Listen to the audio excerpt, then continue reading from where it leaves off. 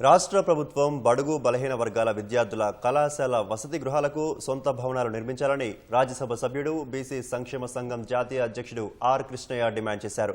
Scholarship fee reimbursement చెల్లించాలని హైదరాబాద్ ధర్నా చౌక్లో విద్యార్థులు పెద్ద ఎత్తున ధర్నా నిర్వహించారు.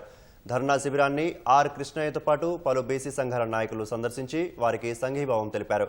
ప్రభుత్వం వెంటనే ఫీజు రియంబర్స్మెంట్ విడుదల చేసి వసతి గృహాలకు సొంత భవనాలు నిర్మించాలని ఆర్ కృష్ణయ్య డిమాండ్ చేశారు.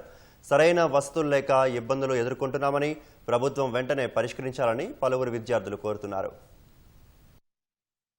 అన్ని ప్రభుత్వ ఆఫీసులకు సొంత భవనాలున్నాయి.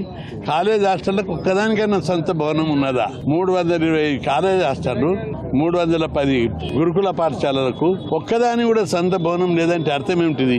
ఈ పేద కులాల చదువును ప్రభుత్వం నిర్లక్ష్యం చేస్తుందని అర్థమవుతుంది. కాబట్టి ఇప్పటికైనా ప్రభుత్వం కేంద్ర ప్రభుత్వ సహాయం తీసుకొని సొంత భవనాలు నిర్మించి మంచి ఎడ్యుకేషన్, మంచి ఆరోగ్యం, మంచి వాతావరణం కల్పించడానికి చర్యలు తీసుకోవాలి. లేని పక్షంలో ఉద్యమం ఉధృతం చేస్తామని తెలుసు.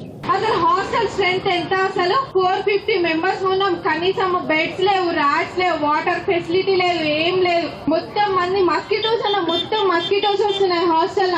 450 మెంబర్స్ కి కనీసం ఫెసిలిటీస్ కూడా లేవన్నా. మాకు కొంచెం రియంబర్స్మెంట్ గానీ, మాకు ర్యాట్స్ గానీ, బెడ్స్ గానీ, వాటర్ ఫెసిలిటీ గానీ అన్ని త్వరగా అన్ని మాకు కావాలని కోరుకుంటున్నాం.